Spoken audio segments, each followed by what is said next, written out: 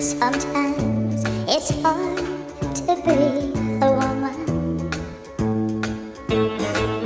giving all your love to just one man. Oh, God blimey, that's sexy, that is.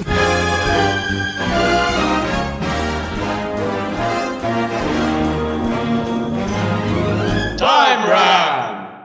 When the rain comes, they run and hide their heads, except they don't in London in August 2022, when the rain is pathetic. It's like someone turned on a bit of a tap for a dribble, and it goes... That's what it sounds like. And you know, we get a little bit of petrichor. There's a Doctor Who reference going on. But basically, it's shit. The rain is shit. Rain's broken. I blame Brexit. Hello, welcome to Time Ram. I am Rupert Booth, and with me, as ever, I have Mr. Barry Williams. Hello. And Mr. Paul Ferry. Hello. Yes, welcome again to Time Ram, listener. Hello, listener. Hello. Did you get the daffodils? I sent you extra ones this week because, you know, I like you. So, yeah, that was meant to sound nice, not weird, but it came out sounding weird. Coming across a bit stalkery now. Yeah, but only a bit. Did you get the daffodil? Only a bit. And this week on Time Ram, we're doing The Husbands of River Song as if it was made in the Colin Baker era. Whether you like it or not.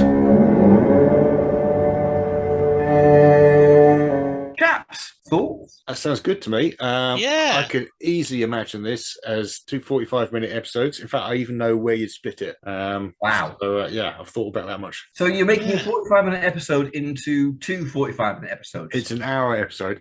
Just to make our lives more, you know, easy. Pacing was slower in the 80s. You know this. I see. Okay. So a Doctor Who Christmas special in 1980. Now, when is it? Well, Colin Baker didn't have any Christmas specials, did he? So no, but nor did any other Doctor apart from William Hartnell in the classic era. I think with Colin, we're eventually going to have to stop. It's all very well at the moment saying this story replaces this story, but we're eventually going to have to start inventing new stories for him because he's going to run out quicker than anybody else apart from Paul McGann. The only thing I thought where it would fit is maybe season 23. Someone's come to Eric Saver with this trial idea for a season. He said, no, that's rubbish. Let's just do some really good stories. It's not going to be Trial of a Time Lord. Trial of a Time Lord isn't going to happen in Time Ram. It's going to be Trial of a Time Lord spread out over 50 years. So he's written out Perry, and he's got a new companion coming in at the end of the season. And then right in the middle, he says, right, we're going to do a River Song story. She was popular in the 60s. We're going to bring back River Song. Yeah. Who did we have playing her? Alan Mirren. Was it? No. In the 60s, I can't remember who we decided. We wavered between Fenella Fielding and Emma Rigg. I'm not sure we quite. And Hattie Jacks. She can be any of these people. Why there are many options with River Song.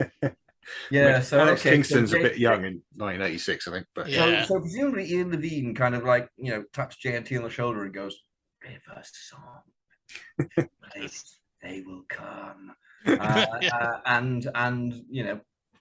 She returns. A glorious flashback to the whenever the River Song appeared in. By the end of Time Ram, we'll know everything about our Doctor Who universe in about 50 years' time.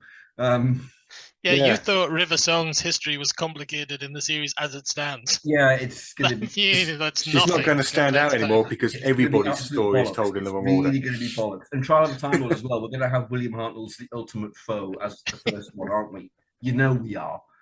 That's his regeneration story. Oh, that'd be great because the Valiard could be like him playing Son of Doctor Who. Oh, it's a Valiard Patrick Troughton. No, I think it should be Hartnell as Hartnell evil, with his wig off. Yeah. They're not going to do that in 1966. They're not going to do that. That's too much split screening. They're not going to do it. And we're not talking about this. Fascinating though it is. Okay, so the Bazman. Oh, you want to take us through the story as if you're Stephen Moffat himself? Thank you. Yes. Okay, so we open on Minderax Delora and Christmas Day. I keep myself to myself these days. It is a planet, my lord. Oh, right. Okay. And it's Christmas Day, 5343. It's probably not Christmas Day in the Colin Baker era, in my view. So this is about 200 years after the time of Mavic Chat. Oh, no, he was the 40th century, wasn't he? He It was about the year 4000. Yeah. All right. Okay. This is 5343. So Chen. yeah. It's Christmas. It's Christmas. It's still at Christmas, you know. So yeah. Snow. That's going to get really old-fashioned soon, isn't it? Snow at Christmas. Oh, God. When's the last time we had snow at Christmas? We'll be the last ones to remember that. We'll be the last generation. You don't get snow anymore. I mean, you might get a bit in late January or February or something. Yeah. Snow's gone. Not like where I were, lad. 6 foot deep. Terrifying how fast climate change is going. You'll end up with a couple of burnt cinders flying around in fitting. So yeah, it's a snowy scene, and we gradually find ourselves edging towards the TARDIS, which has a sign on it saying "Carol singers will be criticised." Mm-hmm. Yeah. And Very Colin Baker, great. Very Colin Baker, yeah. Carol singers will be shouted at. Yes. Just a big sign on the door saying "unstable." Go away. Well, no, just no. And then Matt Lucas turns up. Yes, except he doesn't. Yeah, except he's 11 at the time. Yeah. I had a casting idea for this That's a relief. because I'm thinking, well, Nardol's in this, he's not immediately going on to be a companion. So it could be a similar idea to River Song where he's in this and then years later they think, oh, well, we'll bring Nardol back and make him a companion. Yeah. But that they would have to recast him because the person that I'm going to suggest would no longer be around in the Matt Smith era, because I think Nardol should be played by Benny Hill. I think that's glorious. That'd work, yeah. He was actually a really good straight actor. Yeah. Okay, I can see JNT doing that. Yeah. He was still around then. He's probably quite keen on getting some work, actually. Yeah. I think he was still doing his show, but it was kind of on the downturn. It was in the last couple of seasons. Yeah. I do seem to remember his life got quite sad. He was just sort of living in his flat, not really going anywhere. So yeah. Let's see Benny Hill.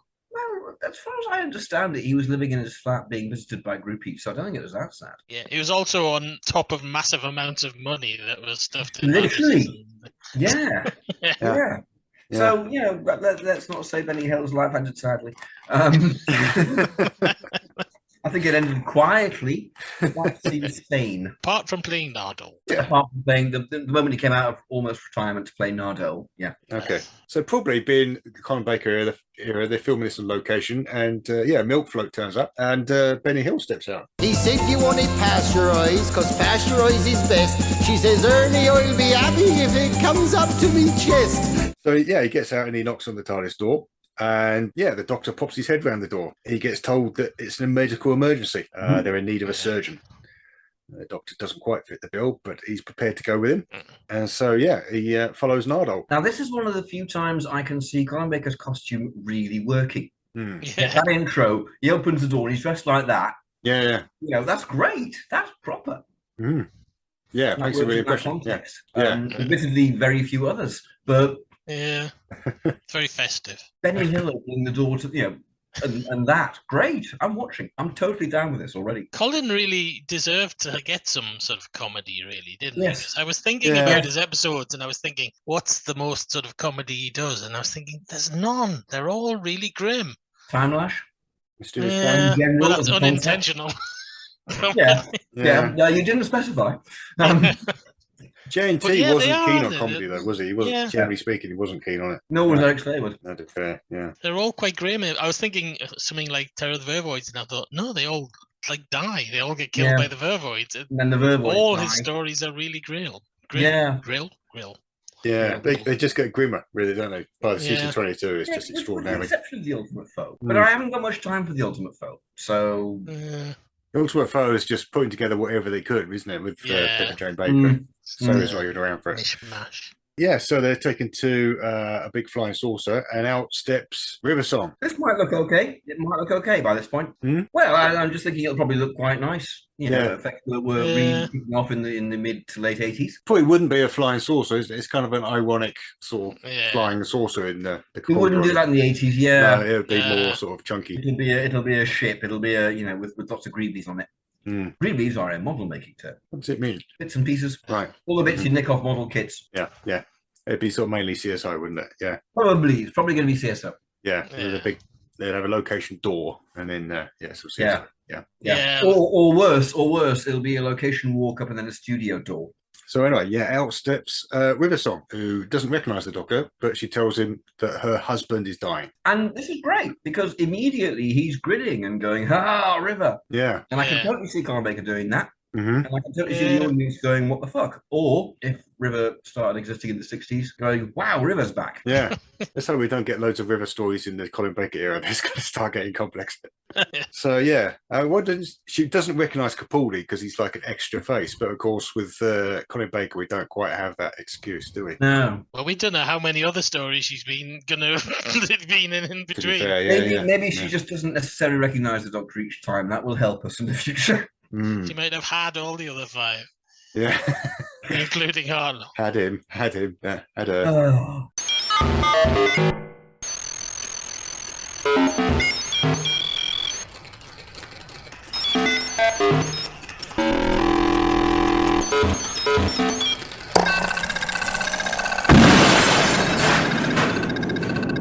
Thank you, Doctor. So anyway, she doesn't recognise him. Doesn't recognise him. For reasons. Yeah. Reasons that fans can come up with, because this is Yeah. interactive, this podcast. So who else is going to be wearing that coat? Never mind. Move on. Yeah, that's not at all recognisable. Could be anyone. Might be Orinoco from the Wombles. Maybe Benny Hill's persuaded him to put on some kind of surgeon's outfit. I'm just wondering if River Song slept with Orinoco of the Wombles. I bet she did. Lovely bitch. I was trying to think who would play River, and I Orinoco of the Wombles. yeah, Yeah, he says. I fell in love with the idea of her being played by Diana Dawes until I realised that I think she was actually dead by then. Oh, that would be lovely. But she would have been fantastic. When we get to the 70s, River, Yeah. we're good. Diana Dawes, absolutely. 80s, yeah. 80s Rivers, yeah. Edgar Everage. What? Get Putting it out out. there. Just putting an idea, you know. Right, I was thinking Marty Kane, maybe. Marty Kane? Yeah, possibility. Linda Lusardi. If J&T could have got Linda Lusardi in 1986, he'd have been all over her. Okay, why are you screaming at the thought of Marty Kane, but Linda Lusardi's fine? Linda Lusardi was in the BBV. Has Marty Kane ever been near Doctor Who? No. If it was Linda Lusardi, you can just imagine the kind of newspaper. Tabloid, I know, almost kind yeah. of with her leg, yeah. with one leg up. you Yeah, know. so JT would do it. Colin Yeah. Baker, who's going, hey! That way he's always doing in photos. Just going along with it. Okay, yeah. He's going along with it, absolutely. Yeah, I'll do whatever I'm told. Fine, you know, I'm back to doing a job. Linda Lusardi is River Song. Are you sure? Oh, never mind. All right. I don't know if she can act or not. I might be doing her an injustice. She might be very, very good. Yeah. I was born in 1972. Linda Lusardi has certain associations for me. That's the exciting thing. Nobody in the universe can do what we're doing.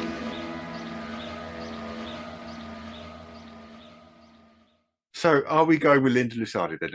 Are we kind of I'd happily go with Linda Lusardi. cease? Tom Baker appeared in Fort Boyard with Linda Lusardi. 2 reasons. Did he? Did he? Mm. Yeah, I bet that gave him pause. I really bet that was a problem for Tom. You know. That just suddenly occurred to me. Julie Wallace. She was in a thing with Tom Baker. Oh, Judy T. Wallace. Julie T. Wallace. She, Oh, that's nice. she was in That's Life and nice. Loves of a She-Devil, where she's bonking Tom Baker. A very memorable scene. No, there are fetishists who would really go for that sort of thing online. Yeah. Julie T. Wallace and her terrifying sexuality. Oh, does that mean Colin Baker at some point is going to be going, oh, oh, because Tom did. Oh. I'm just imitating. I'm not, you know, it's not me. Colin Baker did that. Yeah. Oh. Would Colin Baker do that? It's got, Yes. Judy T. Wallace, how could you not do that? should be a match for him, that's for sure. Yeah. So Yes, you would. Yeah, Mhm. great. Yes. excellent. Oh, now maybe we should cast the River songs as they occur to their respective doctors. Hmm. As in Margaret Rutherford for William Hartnell. Yes. Wow. You know, Yeah. yeah, imagine. Or Hattie Jakes. Hattie Jakes. Hattie jokes. Yeah. Hattie for Hartnell. Hattie for Hartnell. I want a Hattie for Hartnell t-shirt. Absolutely. Well, having once bought a t-shirt saying I slept with Slation at a convention, yep, I would absolutely do that. Hmm. Or was it actually me who wore it? I can't remember. Never mind. You literally can't remember who wore the t-shirt. Yeah, because it was more than 20 years ago at a convention where I'd have been drunk. Yeah, yeah. So we come back in the room. River Song tells the doctor that her husband's dying. Her husband is King Hydroflax, who is a bad man. You're a big man. He's a big bad man. Big bad man. I kept picturing Brian Blessed, but I mean, are we Yeah, keeping well, Brian Blessed for? Or you picture Brian Blessed every day of your life. I understand that you can't help. Yeah, Brian Blessed was in that slot in the original. You know, he fits into the Colin Baker era, doesn't he? yeah. Well, you know, if we're kind of putting it kind of where Mind Warp is now, and it's kind of there you are, Brian Blessed. Brian Blessed. Yeah. As Yeah. King Hydroflax. What King joy Hydroflax. is this? Yes, Hydroflax is alive. Do not remove my head. Oh wow, Brian Blessed's head stuck on the console. How are they going to do that? Wow, what?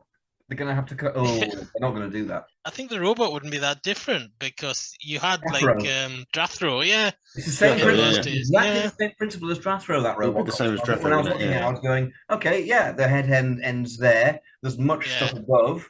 The Mhm. arms come out here. Yeah. And it looks good. Yeah, he's got a big robot body and shouty head. So basically, we're talking about Drathro with Brian Blessed's head on it. Yeah. Yeah, Nice. I'm down with it. I like it. Yeah, this is working out well. I'm liking this. Good. Yeah. Oh, that 1986 Christmas special. That was glorious time for fans, wasn't it? In those days when Michael Grade hadn't cancelled it. Yeah. He was threatening to, you know. Oh, but then he saw this and went, oh no, I watched that and it was really good. I'm not going to cancel Doctor Who. Give it more money. And let Colin Baker last for 7 years. Bring on the Stay. Nightmare Fair. So they're taken inside the spaceship. They're surrounded by armed guards. There's lots of big, beefy blokes there with weapons. Yeah. They'd probably do a bit more business before this, I think, if we're going to pad this out a little bit. I'm not agreeing with panning it out, to be honest. I've got to put my foot down and go, why make it 2 episodes? It's the Christmas special. It's a one. We've got a 1:45 minutes. It's That we can turn. it's into not 45 minutes. It's an hour. Yeah. It's It's an hour. even longer than that. All right, an It's hour, about- It's an about an hour. hour and 15. It's very long. Yeah, there you go. So you got plenty of material. Okay, All fine. right. You two want to make life difficult? That's fine. Look, I've got my episode break. I know what I'm doing. Yeah, the doctor starts to realise that he's in a bit of trouble because he's now got to prove that he's a great surgeon, and he's surrounded by guys pointing guns at him. What's with those guards? What's with the stupid kind of Bruce Lee kung fu noises they make when they Oh, kind of, what's all that shit about? They haven't actually got guns in the Capaldi version, have they? It's more kind of, I don't know, they've got bows and arrows or something. It's They've got kind of swords or something, but Yeah, they're yeah. doing these ridiculous kind of 1970s kung fu You know what? noises. I really don't like the sound design in New Doctor Who. I'm just going to say it. No, It's trite a lot of the time. I hate Marigold's music in this story because although I don't mind him doing dramatic stuff, I hate his comedy music. It's a bit overstated. Yeah. We are doing a comedy scene. Yeah. It's kind of He doesn't let the comedy breathe. No, that's true. Yeah, less is more. Yeah. Who's doing the music for this epic? Malcolm, Lynn? Is it Malcolm? Malcolm, clanging Howell? away. Who in a did Christmas Mind manner. Warp? Who did Mind Warp? I don't know. Oh, Richard Hartley, and he did it really well. One-off. Yeah, I love his and music. then never appeared Oh, again. great! We've got Richard Hartley then. So replacing Mind Warp, yeah? Yeah. Well, I mean, that's Yeah. my instinct. Yeah. Works for me. Yep. Yeah. Yep. All right. Yeah. It's all about swapping heads. Exactly. Yeah. Kind of works thematically. Yeah, it's nice, a similar nice. feel to the story. You know, it's Nice, kind of nice. got the same sort of ending. You know, it's great. That does mean all the location stuff is on horrible videotape now. Then. I'm afraid so. Yeah. Okay, Richard Hartley then. So I think the soundtrack's really good. I really like the soundtrack for Mind Warp. Yeah, So different from anything else around it. It sounds quite epic. I really think it lends a lot to the story. I like Mind Warp. It's relatively good for a Trial of a Time Lord. Yeah. Well, it's good, and it's in Trial of a Time Lord. Remarkable. Okay, so there's something in Hydrofax's brain, and it's a diamond. It's the most valuable diamond in the universe, and the Doctor has to get it out of his head.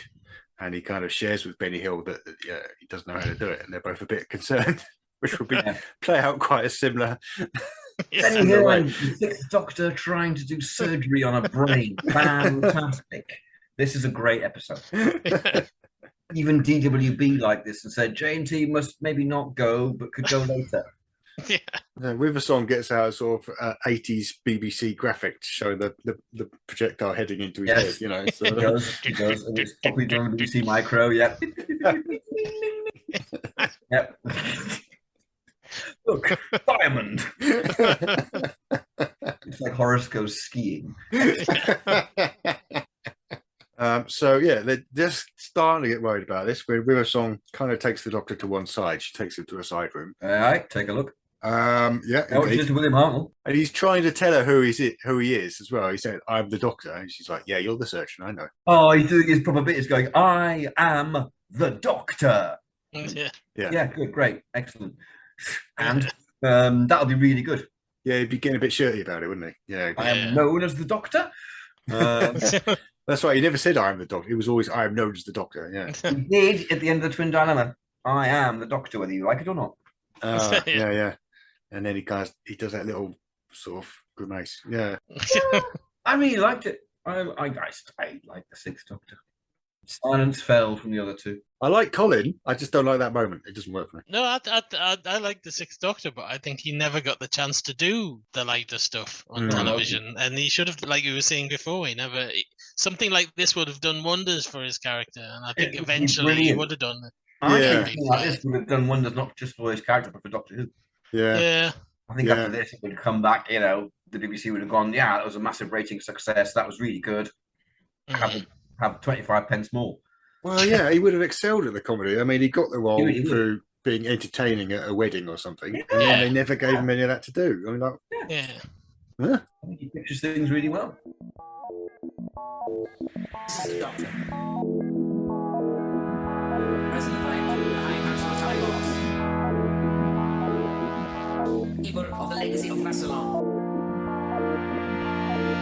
Defender of the laws of time.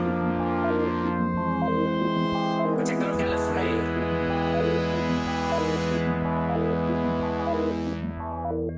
Right, okay, so River Song takes the Doctor into a side room and explains that she doesn't really want a great deal of clever surgery from him. She wants him to remove the head. And she's basically married to the diamond. So, yeah, there's quite a lot of comedy at this point in the story, isn't it? With the Doctor going, "You're married." Which I think would be great.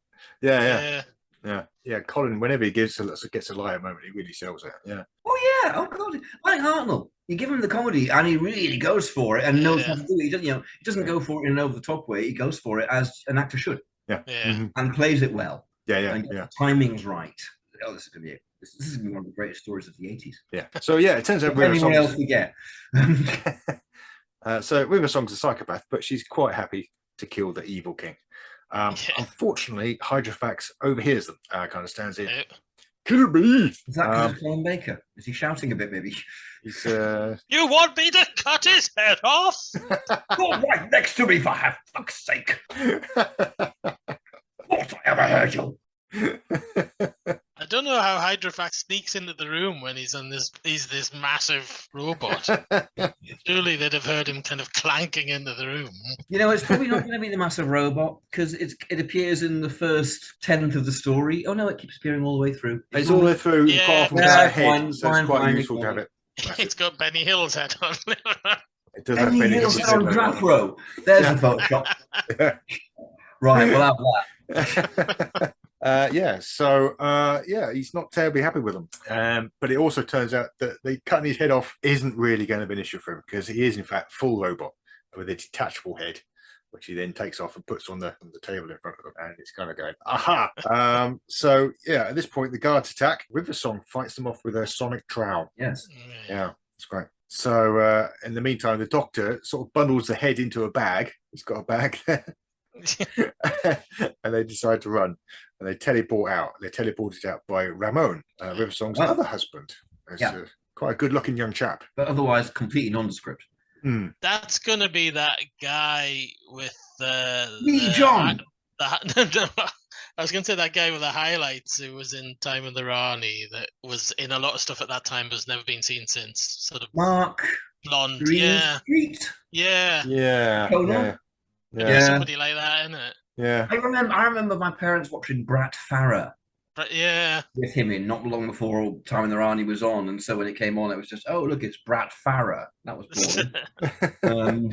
It may not be boring. I don't know. There's flies. Quite a good cast in Time in the Rani, really, isn't it? It's surprising. Yeah, it's just looking how it all works out. Fuck off, fly.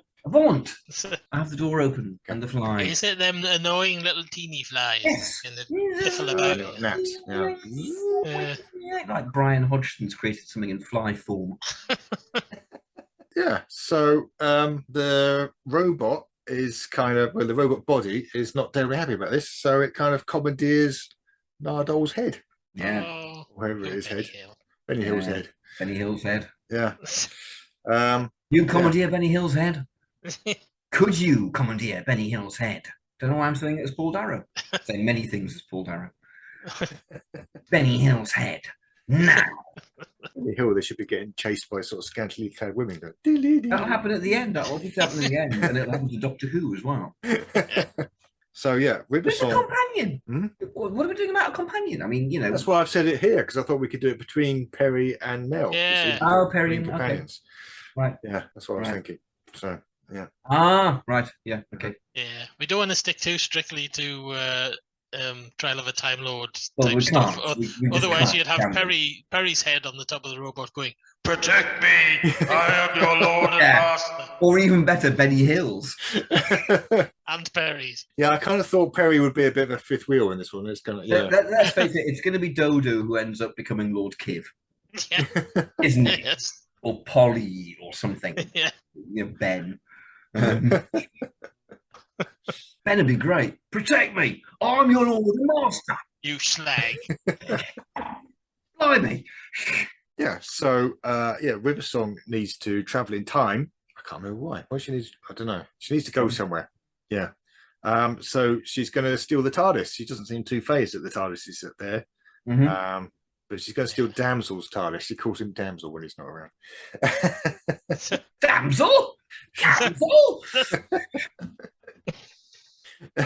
She's got to go to that restaurant, hasn't she, to meet them geezers? No, not the restaurant. It's the sort of cruise liner. cruise thing, liner yeah. ship. Yeah. Yeah. Yeah. It Cruise looks ship. like a restaurant Yeah, Yeah. it does. Yeah, because it was shot in a restaurant. clearly shot in a restaurant. Yeah. Yeah. So the Doctor brings the head, and she kind of gets into the TARDIS, and then we've got that scene of Capaldi relishing getting to do.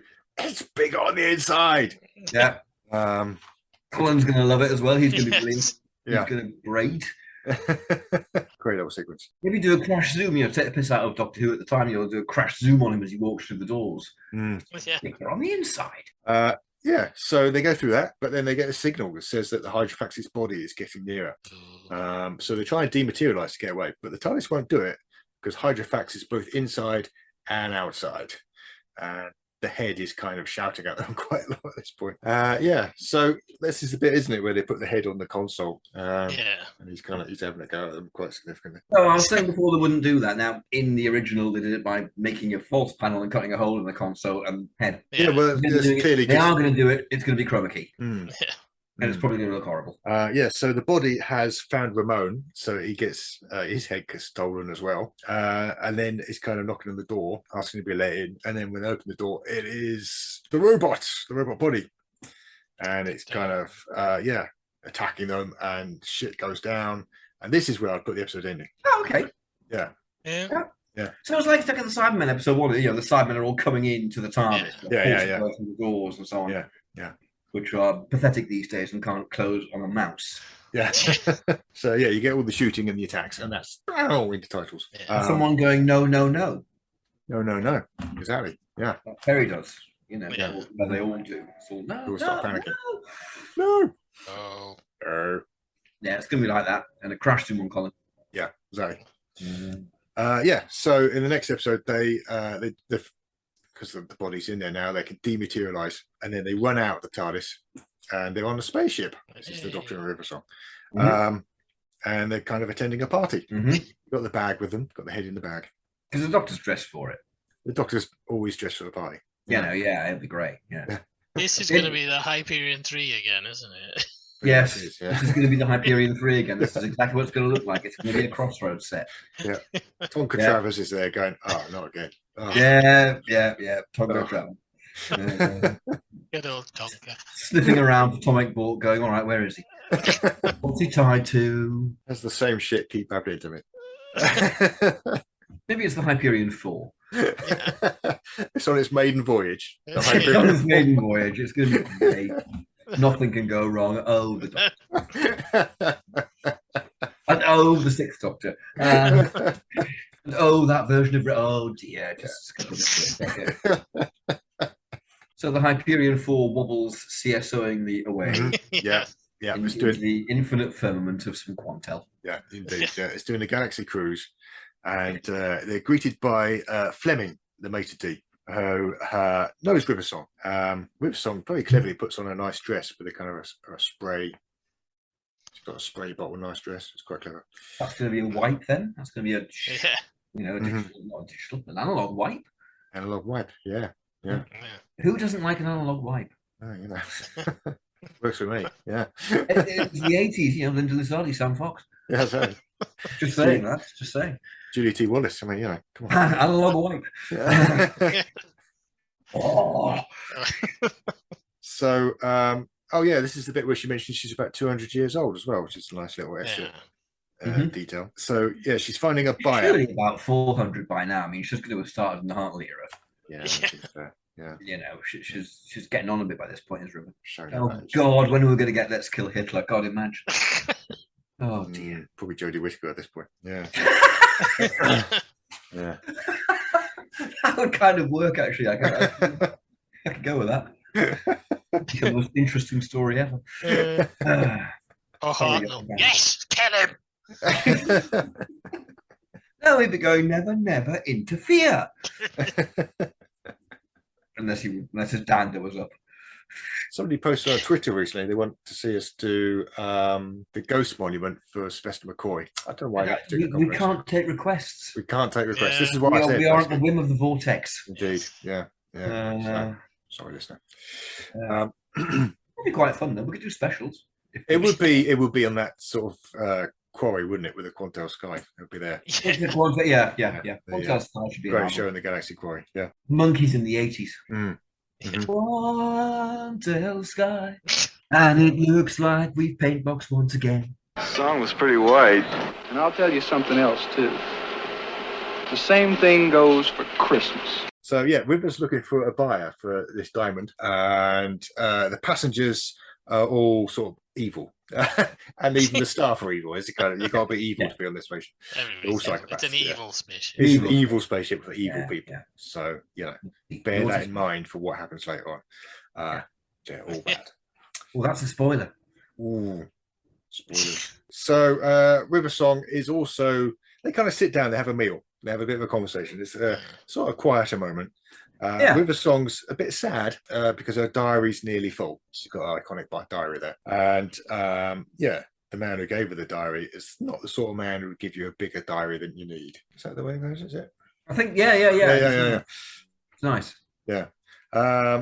So, they have a bit of a conversation with the doctor. Obviously, she still doesn't realise who the doctor is. And he's saying, is this guy sort of special then? She's like, no. Not really. They really kind of play with it. And he's going to give a great affronted look at that, isn't he? Yeah. Mm-hmm. The Doctor Who thinks he's the most special of them all, really, in a way. Yeah. But it's obviously a facade. He's going to have a proper kind of, he'll do a nice little look. It'd be quite huffy. Yeah. So while this is going on, we get little scenes where Fleming is getting messages from Ramon, who's trapped in the hold, and he's asking to be let out. Does anyone care about Ramon? It's just a plot device. I really didn't care about Ramon. No. You're heartless. He's a husband. It kind of exists so it can be called husbands. Yeah. Yeah, he does seem a bit of a. It's like they came up with. It's like Moffat came up with the title and then just thought, I need to put another husband in. But funny enough, the original title was The Husband of Riversong, and they debated this. Yeah, it was. Well, there's Hydroflax as well. Yeah, well, Hydroflax is he's a husband. Of the husband. Yeah. But of course, the glorious thing is you could keep it as husbands and just let it be the Doctor. Yeah. He should have been married to Nardole as well. J&T would do that. J&T would be really subtle enough to do that. J&T. Yeah. J&T, subtle. Yeah.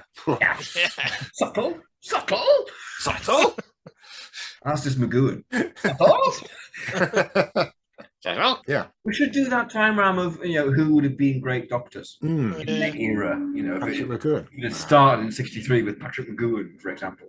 Or if he would have been the second, the Patrick. Really intense Doctor. He'd be like the ninth Doctor, wouldn't he? Sort of really intense. Yeah, he'd be the ninth Doctor before. Yeah. Become a Wednesday play. Yeah. Or the prisoner. Very Wednesday play. But then that'd be great because he gets put on trial. It'd be like Fallout. War games would be like Fallout. Amazing. Have we just blown your mind? Bernard Horsfall in a kind of wig going, these proceedings are called. Yes, sorry. Right. But isn't it great? Imagine the war games as Fallout. Yeah. Now he is too young. He is too old. Them bones, them dry bones. I have never seen such an incredible bunch. And of course, his last line as he fades away isn't, no, it's be seeing you. Then he comes back as John Pertwee. And the bars come down. Or Graham Crowden, or whoever else. We're getting off the plot anyway. Yeah. It's all in the best possible taste. So Withersong's buyer turns up, or one of her buyers, possible buyers, is Scratch of the Winter Harmony, and he's What, sorry? the Winter Harmony. I think that's what they're called. Scratch of the Winter Harmony. Scratch. His name's Scratch, and he's from the Winter Harmony. He's really not going to be called that in the 80s. He's going to be called Scratch. No, he's Zogrock or something. Yeah, Magnox. Zogrox. Magnox again. It's not Magnox. Magnox is a one-off villain. You can't do Magnox twice. It'll You're repeating yourself, man. It'll deflate the original Magnox. This is Nobody Magnex. wants deflated Magnox. Oh, that's true. This is Magnex, Magnox's twin. Yeah, I did deflated Magnox one time to go to the doctors. It's your 50s, isn't it? I mean, I know, yeah. It's that time of your life to start probing your Magnox. Yeah. What can you do? Is your Magnox Magnex? Oh, I can't speak anymore. Okay. So Magnex. Magnex. Yeah, Magnex. Son of Magnox, or brother of Magnox, or sister of Magnox, or general relation of Magnox. So that Colin Baker can just for a second go, Magnox. I love it. Is it Magnox's son? It's Magnox's son who was promised to avenge his father. Promised to avenge his father. Yeah. I've forgotten what Magnox was in. He was in Murder on the Orient Express, which That's right. Yeah, we're fine. Hyperion IV, This is our first time round bit of continuity then. Yeah, that was right. Colin, yeah. And now on the Hyperion IV. Popular villain from the previous season for the Christmas special. Magnox is back. Who made Magnox? Who played Magnox? It was John Saverton. It was John Saverton. Yeah. Great. Magnox is back then somehow. Because Magnox is indestructible. The whole universe knows that. Because that's the excuse, isn't it? How does he not recognise the Doctor though? It's got to be. If it's his son, maybe he doesn't quite realise he's the one that killed his father. Yeah, I'm sure. That's not really realistic, is it? Yeah. So, don't quite remember. Are you the person who killed my dad? I'm not sure. Could you just clarify that for me? That's your coat, by the way. He's a bit conspicuous. The Sixth Doctor, he's actually we had him wearing a tux, so Yeah. Oh right, so Yeah. Magnox Junior is that stupid? Yeah. Convinced by a change of clothes. Yeah. Right. No, I'm not the man who killed your dad. Oh, fair enough. Sorry to bother you. He's suspicious though. He's suspicious of him. Magnox Junior, played by John Saverton, slightly older. He's not very good, is he? Well, he could be played by someone else. Who's going to play him? Come on. Who looks like a young John Saverton? Crystal Biggins? Crystal Biggins. Like that's the weirdest suggestion we've ever time around. I'm just picturing it. Christopher Biggins. Oh, why not? Christopher Biggins. All right. Biggins and Hill. Biggins and Hill. Biggins and Hill. At Yeah. last. Yeah. On screen. Biggins, Hill, Baker.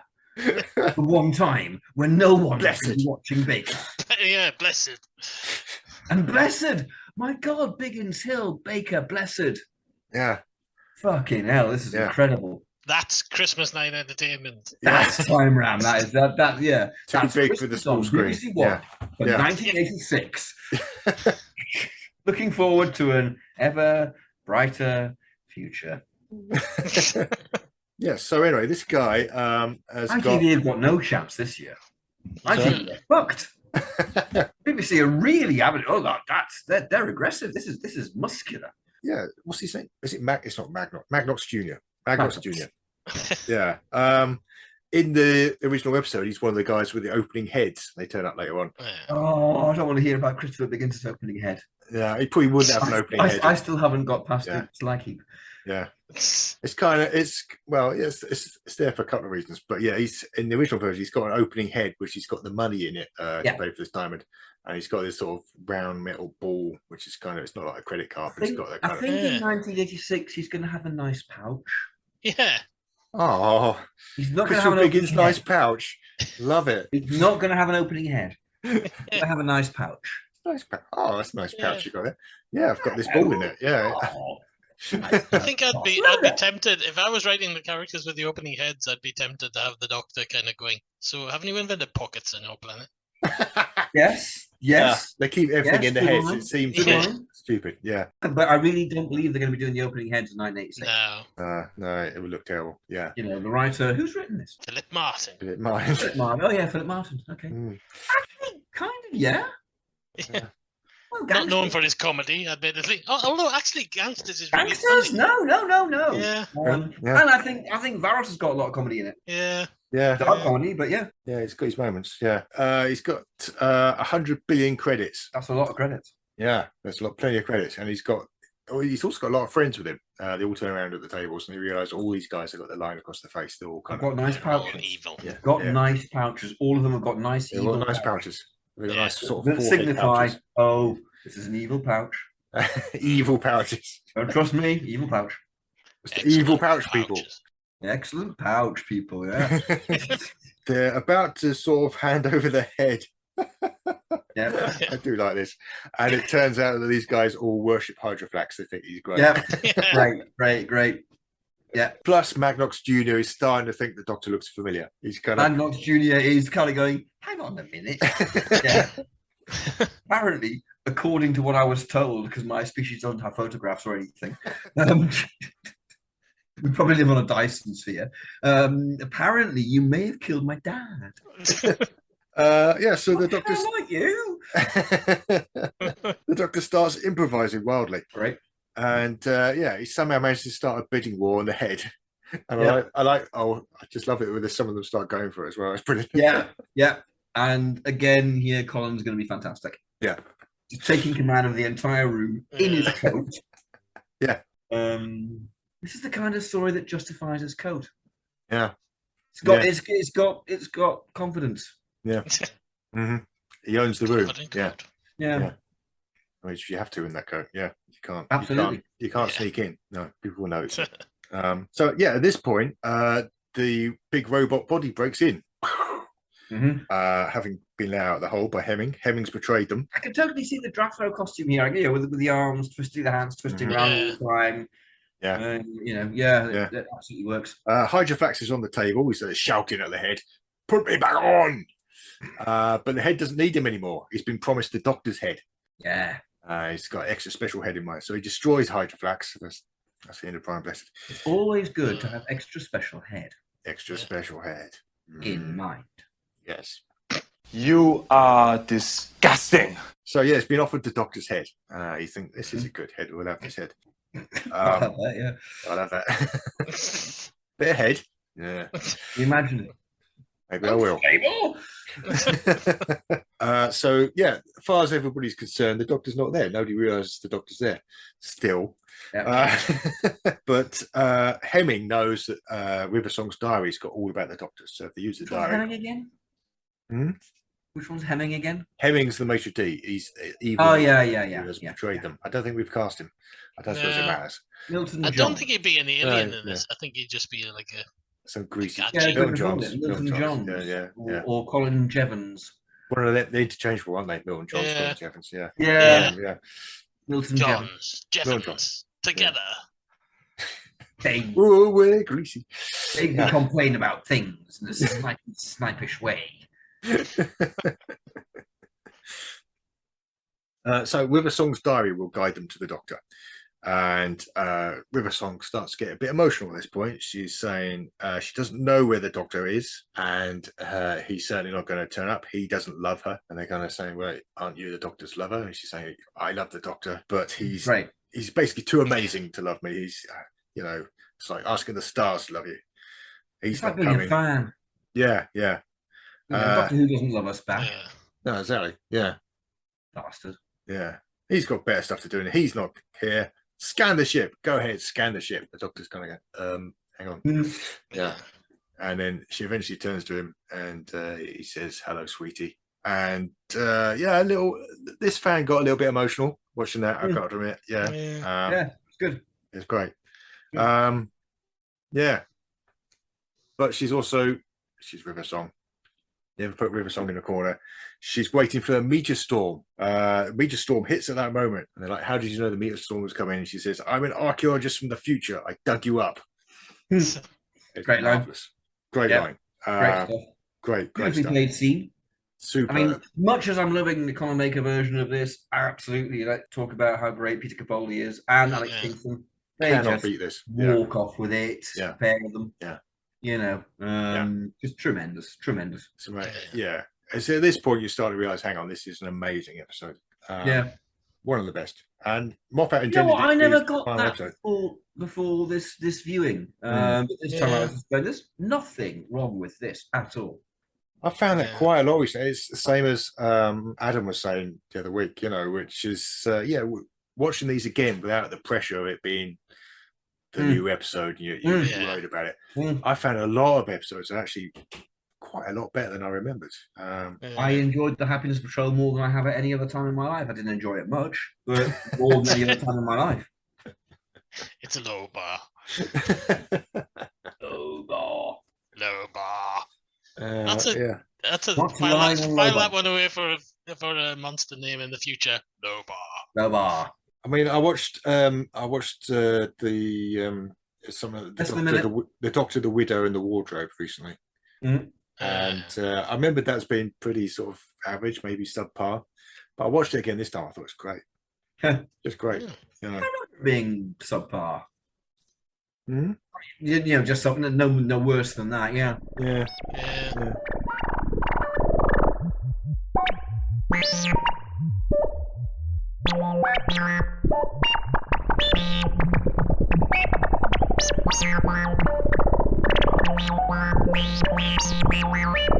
Oh, please be quiet. So they're on a spaceship which is now crashing. The Hyperion IV is crashing. Hyperion IV. That's going to go great. They don't have a great, history record. in the Hyperion series. He's invalidated the warranty. Tonka Travers there's just poor Tonka. Admiral Tonka Travers is really annoyed. Yeah. Just why is this crew so evil? They're all evil. In the 60th anniversary story, we should have, because it hasn't been written yet. Well, it has been written, but we haven't done it. It has been shown. We should have, Grand Admiral Emperor Tonka Travers just putting out a contract on the Doctor saying, right, enough of this shit. Did you kill Tonka? Yes. He can be that Emperor guy in Flux. He can be that guy. There we are. Yeah. He's the Grand Tonka Snake Travers. who tries to take over the unit. Yeah. Tonka Travers, what happened to you? You've gone bad, Tonka. You crashed my spaceship 18 times. Every single fucking time you turn up in my life, it goes to shit. You're an emperor. I didn't want to be an emperor. I wanted to be a lumberjack, swinging from tree to tree, etc.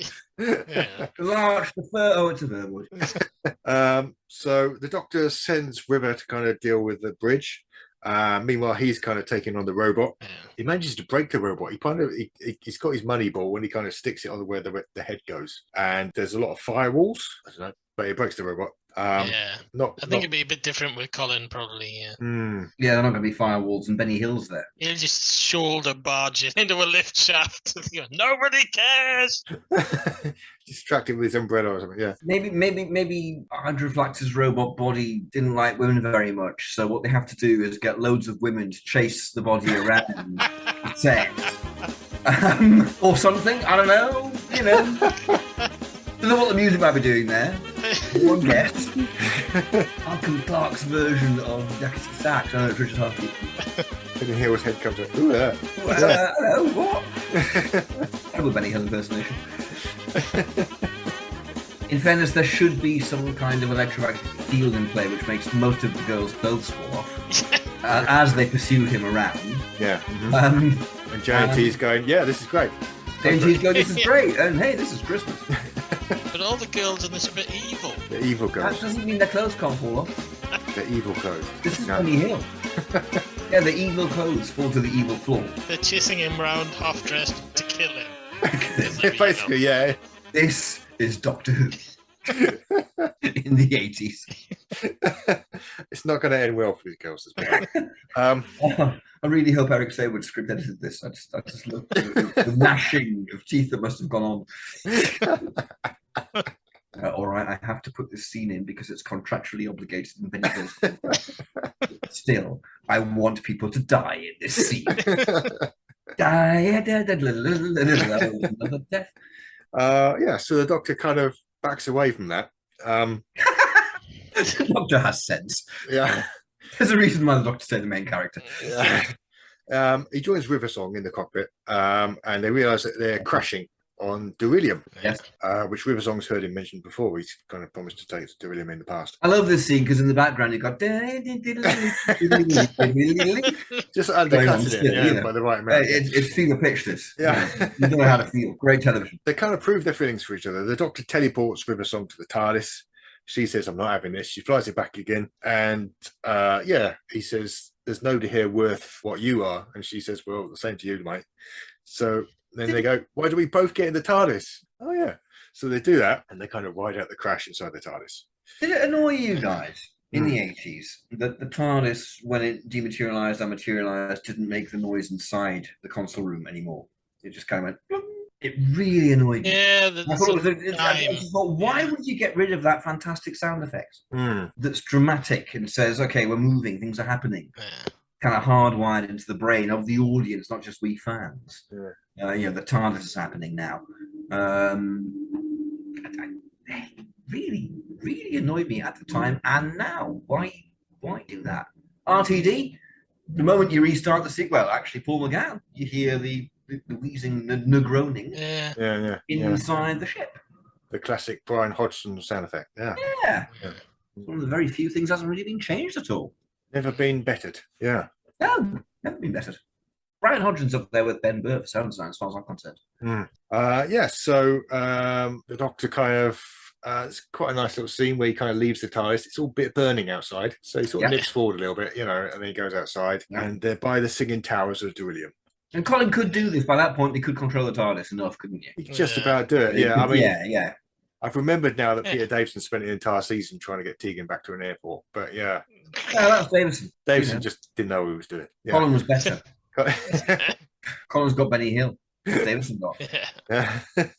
The spaceship's crashed. Everyone's dead. The Doctor meets a local. He's called Alphonse. Oh yeah. He gives him the diamond and says, "Build a restaurant, please." And then nips forward several years so he can book a room. Doesn't do anything useful like take Alphonse off the planet. I thought this. Gives him a diamond, but all right, you give me a diamond. Well, what am I going to do with it? How am I going to convert that into currency? Where am I going to go? How am I going to prove it's my diamond? I'm assuming there's other people on this planet. There's some kind of local economy that Alphonse can trade this diamond for money. He just walks up. I'm assuming he's not the only person on the planet. Even so, if someone suddenly gave me a diamond and I went to Ann Jeweler and said, this is my diamond that's worth like billions, they'd go, can I ask you a few questions? Like, where do you get the diamond? And I go, I don't know, it was given to me. And they'd go, right. And I'd go to jail. How that would work. Well, a dodgy jeweler. So, some dodgy jewelers. Spears Jewelers. Spears Jewelers. Spears Jewelers. Spears Jewelers. Or Track Lane, Stockton. Brilliant, man. So he's like, where do I go with this? Where do I go with this? The Doctor can point out, look, there, over there. Spears Jewelers. Dodgy Spears Jewelers. I was about to say, I love it when Bass tries to do a Geordie accent, but it's basically the same as me trying to do it. Embarrassing. For listener, I am a Geordie. Okay, so Spears Jewelers happen. That happens. Anyway, one way or another, by hook or by crook, there's a restaurant gets built opposite the singing towers. So by the time Riversong wakes up... You say by hook or by crook, does that mean that Patrick McGowan's the maitre d' of it? I mean, he was still alive. Yeah. There's no way to have done it. No. Or that even JNT would even have considered it. No.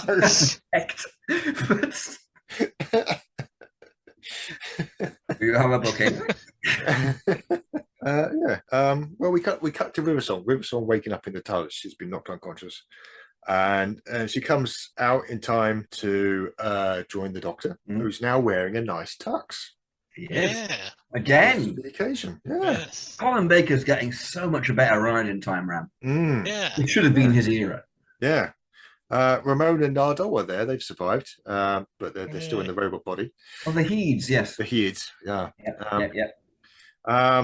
Oh, Benny Hill was just constantly trying to get to the top of the thing and look at them, kind of going, "Oh no, there's a bit of slap and tickle going to go on here, isn't there?" Or something like that. He's making sexual innuendos at them. So, and he gives. McGowan's not having that. McGowan is the maitre d'. He's not happy about Benny Hill being there. He's not down with it. Oh God, it's not the maitre d'. All right, getting in there one day. One of these days. So yeah, the Troughton story. It'll be Salamander. They're both called Patrick. Oh, we're not going to get Patrick Troughton in the Enemy of the World, are we? Bollocks. No. Oh, sorry, Patrick McGowan. Yeah. The Doctor's bought her own sonic screwdriver, so she's very pleased, which becomes significant in an earlier story, or possibly a later story. We don't know at this point. No, he had a sonic lance. Or he may have had a sonic cat badge. Stuck in the chest of a Cyberman. I do think you will find. That is unfortunate, yeah. It's a shame because it's really important that he gives her his sonic screwdriver. Yeah. Well, he gives her a sonic lance then. Sonic lance, it's not quite the same. I killed a Cyberman with this 2 stories ago, or 500 stories ago. He clearly didn't kill the Cyberman with it 2 stories ago. He gives her a cat badge. Cat badge. Yeah. Yeah, he gives her his brooch. There you go. Okay, yeah, right. Maybe I am not the cat who walks by himself, he'll say. Yes. Okay. Something like that. We're going to have to remember, though, when we get to... We'll just get rid of the sonic bit bullshit. Yeah.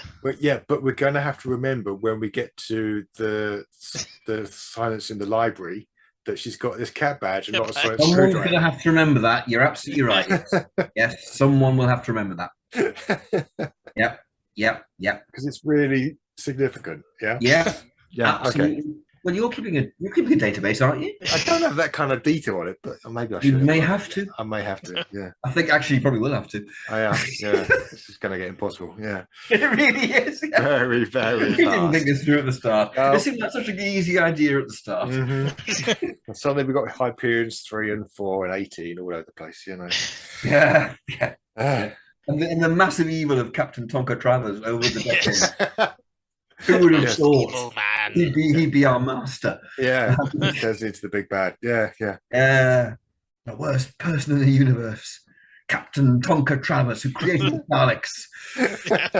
Just to get back at me. Get back at me, yeah. For dissing one spaceship once that he drove into a black hole.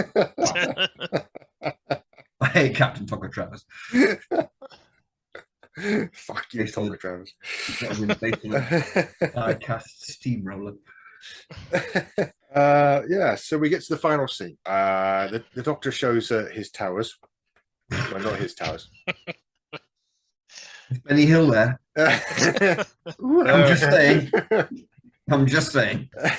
He shows her the singing towers of Duilium. Look better. And she notices that he's crying, and she's heard a rumor that their last night together will be at the towers of Duilium. To which he says, "Spoilers." I don't know if he would. Maybe he knows what's going to happen. I don't know. It depends when we get the signs in the library. Colin's not going to be saying spoilers wasn't a term then. Yeah. Sure, actually, yeah. He's going to say something else. I don't know what. Yeah. It'll be slightly longer. It'll be kind of like, you're not allowed to know the future. Maybe none of us are. Yeah. Like one of his speeches about the butterfly and the 2 doctors. I love when he does that. He does them really well. Yeah.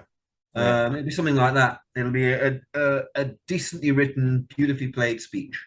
Assuming that he knows what's going to happen, because we don't know when we're going to get that story now. So no. Yeah. We're the losers. But she says, but you're going to save the day. He says, not this time. And he starts talking about the towers. We're not quite sure where he's going with this. And then eventually she asks him, how long is a night on Duilium? And he says 24 years. You get kind of a happy ending. It's a really good ending for the River Song story, actually. It's great. It's lovely. Get 24 years of shagging with Colin Baker. Which, with Benny Hill watching. Yeah, the 80s version would end with them kind of clinking champagne glasses while Benny runs past in the background. Yeah, with all the just some random naked women. With all the evil girls after him. Yes. With no clothes on. End theme. Thing is, I think Colin would be exceptional at this last scene.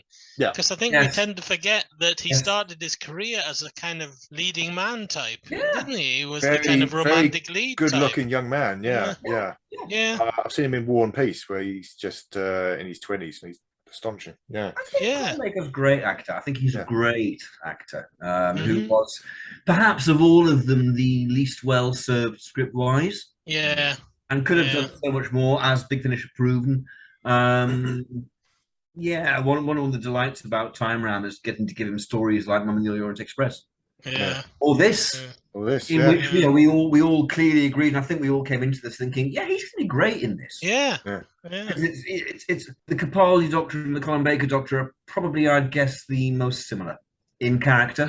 It's surprising we've had Colin Baker twice, and both times he's had a Capaldi story. Yeah. Well, we must bury ourselves in its horny wool. This would have been. I absolutely think this would have been a classic. It would have really reinvigorated Doctor Who. I think even the BBC might have taken notes and gone, "Oh, that was really good. Let's commission another couple of seasons. Let's give them some stability." Yeah, it's genuinely one of their great stories. And JNT would have been going conventions off the back of it forever. Yeah, JNT still be making it now. Yeah. He would. He would still be making it now from the grave. But JNT wouldn't have died if this had happened. That's how far we're going. Yeah. Shall we end spleen then?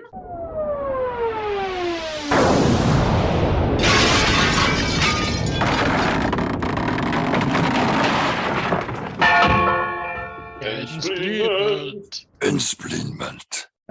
Is our version better than the original? My opinion is that it's on a par. It would be so different. It would still be great because a good script is a good script. Yeah. It happens that it fits the Sixth Doctor very well, in my mind. So for the first time, I'm going to call a tie for me. Yeah, I mean, for me, it loses in production values, but it does kind of gain maybe in the music. Yeah. I think we were lucky to get Colin for this. Yeah. Because it wouldn't have worked with Davison. It wouldn't have worked with McCoy. So the two either side of him, it wouldn't. I can't see it working. But he, I think, would have. No, Tom wouldn't be convincing you that he's in love with her. He wouldn't. He wouldn't. Yeah, I'm in love with you, probably. Yeah. While openly staring at her tits because he can't help himself. Especially if it was Linda Lusardi. I mean, he wouldn't be able to act. Actually, he wouldn't be able to cope at all. Yeah. How about Julie T. Wallace? Yeah, sorry. Yeah. We did Lusardi, didn't we? Shelf like this. But yeah. I'd love to meet Julie T. Wallace. She seems like great fun. Yeah. So are we summed up then? I think so. Numbers? I haven't got much to add. Yeah. Okay. Yes. Go ahead. Well, I've spun the first one, so next time our Doctor is Peter Davison. Peter Davison. Okay. Story 97. Oh, okay. Let me just check briefly. Just getting no into here. Here we are. Is that your checking sound? That's great. Checking sounds.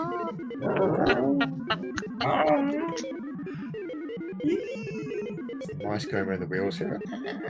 Yes, it is an invasion of time, confirmed. So Peter Davison in the invasion of time. Yeah. Peter Davison in the invasion of time. That's going to be completely different. Yeah. Very different. And which is this Nissa's final story where she goes off to marry Andred? Maybe. Maybe Adric goes off to marry Andred. Poor Andred. Adric and Andred. And lovely couple. Adric and Andred. Right. Well, okay. That was Time Ram, which I imagine you know because it's announced as such and you'd have to go searching for this podcast to hear it. And you're not stupid, listener. You're not one of them. You're one of us. So, thank you to Mr. Barry Williams You're welcome. And Mr. Paul Ferry. You're welcome. I've been Rupert Booth, and you also are welcome. This is a new level of cheap.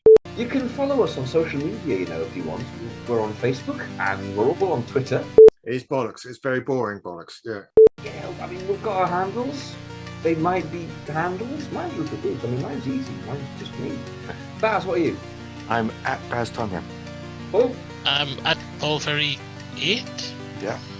I don't know. I don't Yes. visit myself. It's going to be Clinton Gray. Thanks to Ben Jones for doing the music. He's like Ron Gray now. He did it once and he gets credit every single time. We have our own website, timeram.com. You can even email us, info@timeram.com. You see the link there. We have a Patreon site if you'd like to send us a few shekels. That'd be much appreciated because we need to eat. And another way to support the show is to leave us a review on Apple Podcasts or wherever you download your podcasts from, unless it's the pirate thing, in which case that won't help us. Yeah. Shut up, Paul. That was the Time Ram is over. Time Ram is over. Go away, listener. Smell your daffodil. We'll see you next time.